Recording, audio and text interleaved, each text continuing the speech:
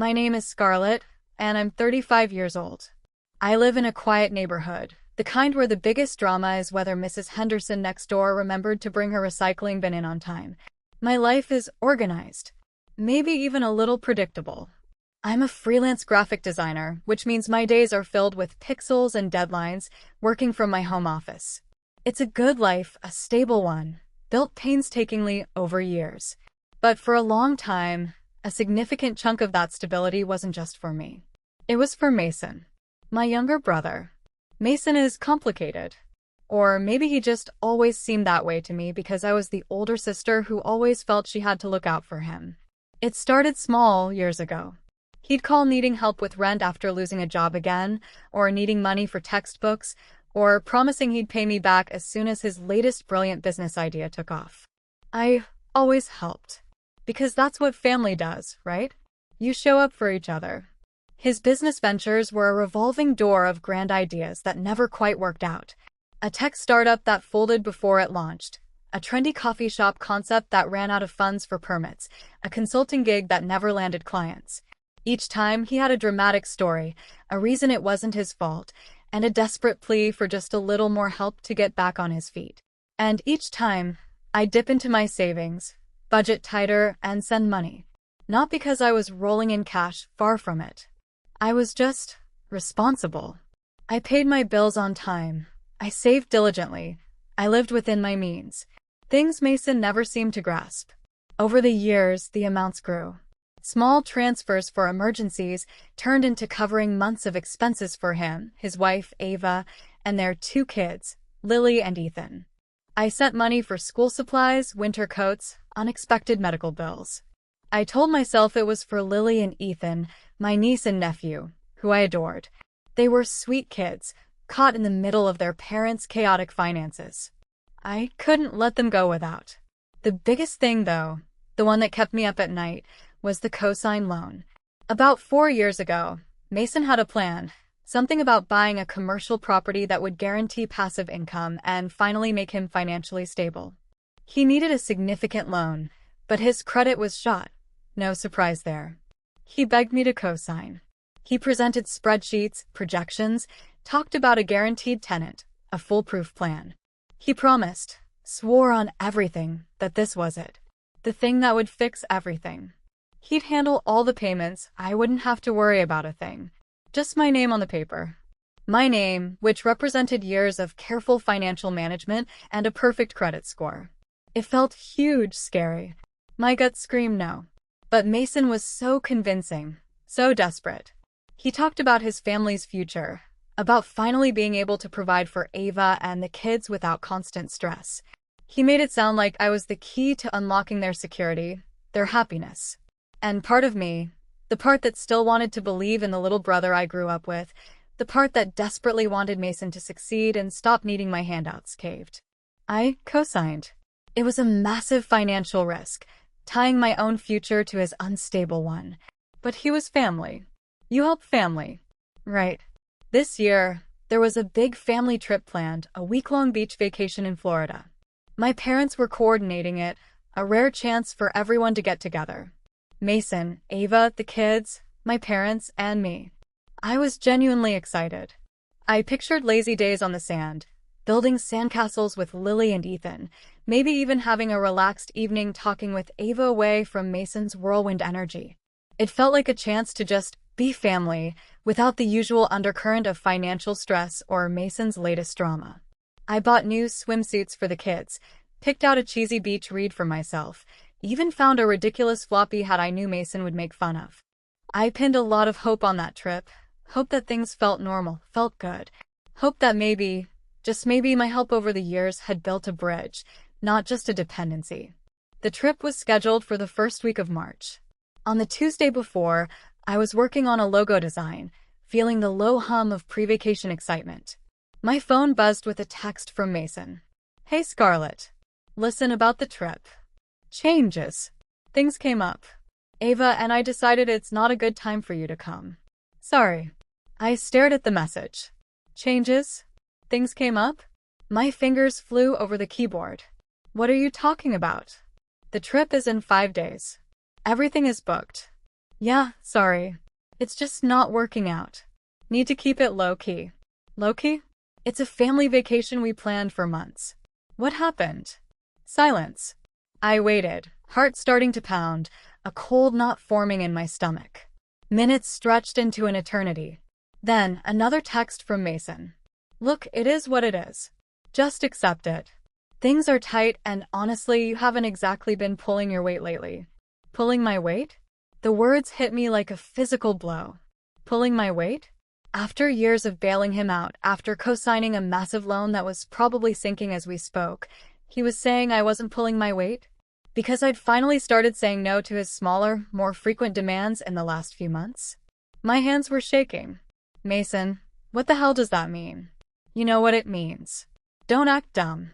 We needed help and you weren't there. We can't have people on the trip who aren't on the same page. It's just not a good fit right now. Not a good fit? Your own sister isn't a good fit for a family vacation? More silence. This time it felt final. My breath hitched. I scrolled back through our messages, through his casual cruelty. Not a good fit. Haven't been pulling your weight. It wasn't just an exclusion. It was a dismissal, a judgment. Because I stopped giving him money on demand. Later that day, I called my mom. Maybe she could explain, smooth things over. Her voice was hesitant, uncomfortable. Oh, Scarlett. Honey. About the trip. Mom, what's going on? Mason said I'm not welcome. What does not pulling my weight mean? A sigh. Mason's just stressed, sweetie. Business is tough. He feels unsupported. Unsupported? Mom, you know how much I've helped them. The loan. Everything. I know. But lately, things have been hard for them. And you've been doing so well, traveling, living your life. Her voice trailed off, tinged with a subtle accusation. So, because I'm managing my own finances responsibly, I'm penalized? And Mason gets to decide who's supportive enough to be family. My voice was trembling, a mix of hurt and rising anger. It's just this trip, Scarlett. Maybe next time. Next time? Mom, this was the trip. And Mason just uninvited me. And you're letting him. Another sigh. A long, weary one. It's complicated, Scarlett. He feels very strongly about this. He feels very strongly. My own mother couldn't even stand up for me. She was enabling him, passively accepting his control over the family dynamic. The conversation ended without resolution, leaving me feeling colder and more alone than before. It wasn't just Mason. My entire family seemed to be reinforcing the idea that my value was tied to my financial contributions, and when those stopped, I was disposable. The days that followed were a blur of hurt and confusion. I canceled the few prepaid activities I'd booked for the trip, the cheerful confirmations now mocking me from my inbox. I looked at the beach gear, the kids' swimsuits, and felt a wave of nausea. I hadn't just been uninvited. I'd been rejected, cast out because I finally prioritized my own stability over their endless need. One evening, sitting alone in my quiet apartment, the silence heavy with unspoken pain, I opened my laptop. I pulled up my meticulous financial records. Every transfer to Mason, every bill I'd covered, every payment I'd made towards bills related to the co-signed property loan when Mason conveniently forgot. I looked at the massive figure of the co-signed loan itself, staring back at me like a ticking time bomb. I started adding it all up. The direct cash, the bills, the loan payments I'd covered. The total sent a fresh wave of shock through me. It wasn't just a few thousand here and there. It was tens of thousands of dollars over the years, culminating in a six-figure liability attached to my name. I had literally sacrificed a significant portion of my potential wealth, my security, to keep Mason afloat. And his response? To call me selfish and exclude me from a family event. It felt like looking at a ledger of my own foolishness. I had been so focused on being the good sister, the supportive daughter, that I had let myself be systematically drained, financially and emotionally. I scrolled back through old messages from Mason, seeing the patterns clearly now. The dramatic pleas, the vague promises of repayment, the shifting blame when things failed. He wasn't just bad with money. He was a master manipulator. That night, I received another text message. It was from Ava. Longer this time, more clearly written than her husband's usual hurried texts. "Scarlett, I know this is hard. I didn't agree with how things went down with the trip. I wanted to say something. I'm sorry I didn't." I stared at the screen. Ava? After all this time, silence from her too. Suddenly an apology? My first reaction was skepticism. Was this another manipulation? Was she trying to get something from me? But the tone felt different. Hesitant, conflicted. Ava had always seemed quieter, maybe overwhelmed by Mason's personality. I remembered small interactions. Her looking stressed at family dinners, her avoiding eye contact when Mason was talking about money. Had she known? Not the full extent, maybe, but had she known something was wrong? I didn't reply immediately. I sat with it, the message a small point of light in the overwhelming darkness of the past few days. It wasn't enough to erase the sting of rejection, the years of feeling used, the fear of the cosign loan. But it was something. An acknowledgement from inside the circle that had shut me out. It told me that maybe, just maybe, things weren't as simple as Mason presenting a united front. In the weeks that followed, the silence from Mason and my parents was deafening. The family vacation came and went without me. I saw a few carefully curated photos posted online, smiling faces on a beach, Mason looking relaxed. It hurt. A deep, aching hurt that settled in my bones. But the silence also allowed something else to grow. Clarity. I started focusing on myself. I threw myself into my work, took on challenging new projects. I started going to a yoga class a few mornings a week, something I'd always put off because I felt I needed to be available for Mason's inevitable emergencies. I even dusted off my old painting supplies, finding a quiet solace in putting color on canvas. I called Chloe, my old college friend who now lived a few states away. We hadn't talked properly in years, just traded occasional texts. This time, I poured out some of it, the general feeling of being hurt and betrayed by family, the crushing weight of past obligations. Chloe listened, offered empathy, and reminded me of who I was before I became primarily defined by Mason's needs. "You are not their bank, Scarlett," she said gently. "You are not responsible for fixing him." It was a simple truth I desperately needed to hear from someone outside the toxic dynamic. One crisp February afternoon, I was reviewing my business expenses for the quarter when my phone rang. The number was unfamiliar, an area code I didn't recognize. My first instinct was to ignore it, probably spam. But something made me answer. "Hello." A calm, professional male voice. "Hello, is this Scarlett Peterson?" I'll use a placeholder last name here to keep the narrative flowing naturally as requested, fulfilling the spirit of avoiding last name tags while not inventing a specific one if not provided. Self-correction. The user specified not to use last name. I will simply use her first name or pronoun. Okay, restart the sentence. "Hello, is this Scarlett?" "Yes, speaking." "Hi, Scarlett. My name is Mr. Harrison. I'm an attorney, and I'm representing a client regarding financial matters that involve your brother, Mason." My blood ran cold. An attorney? Mason? Financial matters? The cosign loan flashed in my mind. An attorney?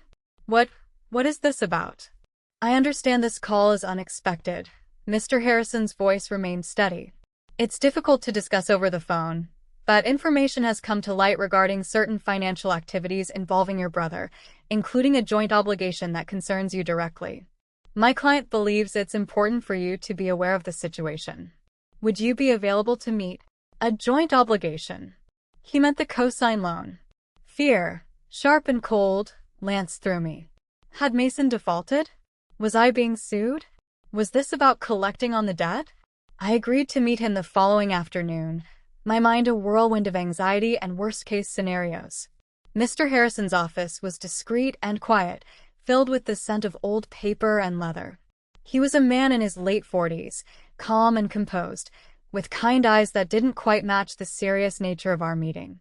He offered me coffee, made small talk for a moment, then opened a file. "Thank you for coming in, Scarlett. As I mentioned, I represent a client in a financial matter involving your brother, Mason. My client is Mason's wife, Ava." Ava. My eyes widened slightly. Ava had hired a lawyer? Ava has uncovered some information regarding Mason's financial activities that caused her significant concern, Mr. Harrison explained, his tone measured. Given your long history of providing financial support to Mason and his family, and specifically given your name is on the cosign loan for the property on Elm Street, she felt it was crucial you be made aware of the situation. She doesn't want you to be blindsided. He slid a stack of papers across the desk. These are copies of various financial records Ava was able to obtain. Bank statements, credit card records, documents related to the Elm Street property and the loan. My hands trembled slightly as I picked them up. I recognized transfers from my own account, clearly marked. But then I saw transactions I didn't recognize at all. Large withdrawals, payments to businesses I'd never heard of, credit card statements with exorbitant charges from high-end restaurants, luxury shops, even travel agencies. There were transfers to accounts that weren't Mason's primary family account, accounts labeled with vague initials or names. Ava discovered these accounts, Mr. Harrison said softly, watching my face. She became suspicious because despite Mason's constant claims of financial distress and needing funds for business, they were living a certain lifestyle she couldn't reconcile with the money she saw coming in. He told her his business was always just about to land a big contract, that he needed money for essential expenses, for the kids. Just like he told you, I gather. My stomach twisted. He wasn't using the money for the kids? For the business. Mr. Harrison's expression was grim. Scarlett, based on these records, a significant portion of the funds Mason received, including money from the cosign loan meant for property investment, was not used for legitimate business expenses or direct family needs like rent or groceries. It appears he was using it to fund a separate lifestyle, to maintain a facade of success, and possibly other activities. He gestured vaguely towards some particularly large, unexplained withdrawals. Ava has reason to believe he was gambling heavily, amongst other things. Gambling, lavish spending, secret accounts. While telling me he couldn't afford school supplies for Ethan, while telling Ava the business was failing and they needed to cut back, while taking money from me, money I'd worked hard for, money tied up in a loan that my name was on. The selfish insult echoed in my mind, a bitter, sickening irony. He called me selfish, while he was living a lie, funding a secret life with the money I sacrificed and the debt I co-signed. The betrayal was so deep, so complete, it stole my breath. Ava, she's leaving him? I whispered, my voice raw. She is initiating separation proceedings, Mr. Harrison confirmed. The financial situation is complex. Mason's mismanagement has put them in a very precarious position. He has accumulated significant personal debt, and the cosign loan is now in arrears. Ava is trying to protect her and the children from the fallout. She felt you deserved to know the truth, not just about where the money went, but about the reality of the cosign loan status. You are unfortunately legally tied to it. I nodded numb. Deserve to know. After years of being the lifeline, the secret bank, I was finally getting the full picture. And it was uglier, more twisted than I could have imagined. Mason hadn't just been incompetent. He had been actively, deliberately deceitful, using everyone around him, including his own wife and the sister who tried to save him. Leaving Mr. Harrison's office felt like stepping out into a different world. The streetlights seemed too bright, the city noise too loud. My head was buzzing with numbers, transactions, images of Mason's smiling face on vacation photos while he was drowning in debt and lies. The fear about the cosign loan was no longer a vague anxiety. It was a concrete threat. I was liable for his deception. I knew, with chilling certainty, that this wasn't the end. Mason, cornered and exposed, would be desperate. And I was connected to his biggest liability, the Elm Street loan. He would try to fix it, try to escape the consequences. And he would look for the easiest way out, the person he had always relied on, the one he thought he could still manipulate. Me. 2 days later, on a Saturday evening as I was attempting to cook myself a comforting meal, there was a frantic, loud knocking on my door. Not the polite rap of a neighbor, but a demanding, almost desperate banging. My heart leaped into my throat. I knew exactly who it was. I hesitated, then opened the door just enough to see him. Mason stood there, looking wild-eyed and disheveled, His jacket collar turned up against the cold, snowflakes melting on his hair. He looked nothing like the smiling brother in those beach photos. "Scarlett," he gasped, trying to push past me. "We need to talk. You haven't been answering my calls." I blocked the doorway, folding my arms. "What do you want, Mason?" My voice was steady, though my hands were trembling. "What do I want? Everything's falling apart. Ava, she's gone. She took the kids. The bank is calling about Elm Street. Everything is a mess." He ran a hand through his hair, looking genuinely panicked. "And you came here? You have to help me, Scarlett. You always helped. You can fix this. Fix this." I let out a dry, humorless laugh. "Mason, I don't exist to fix your messes. Especially the ones you created by lying and stealing." His eyes narrowed, losing some of their panic, gaining a defensive edge. "Lying? What are you talking about? Don't play dumb. I know about the secret accounts. I know where the money went. The trips, the gambling, whatever else you were funding while telling me you couldn't pay for Ethan's shoes. I know you squandered the money from the cosign loan instead of investing it." He flinched, just slightly, but enough for me to see I'd hit the mark. His face hardened. "Ava, that bitch. She went to you. She wanted me to know the truth.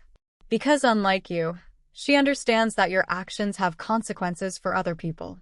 People like me, whose name you dragged onto a bad loan." "That loan." "Exactly.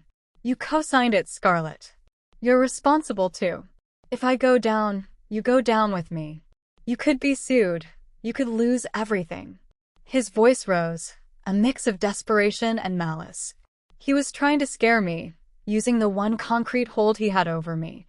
I took a deep breath, grounding myself. The fear was there, a cold knot in my stomach. But it was mixed with a powerful, burning anger. "Yes, Mason. I co-signed that loan. Out of misplaced trust and a foolish belief in you. And yes, I understand the legal implications better than you apparently ever did." Mr. Harrison explained it all. His eyes widened again. "You talked to a lawyer?" "I did. And if you think for 1 second you can manipulate me into bailing you out of this, or worse, try to pin any of your mess on me, you are gravely mistaken." My voice was calm now, cutting through his panic like ice. "I have records of every dollar I sent you. I have the information Ava provided. I know exactly where the money went.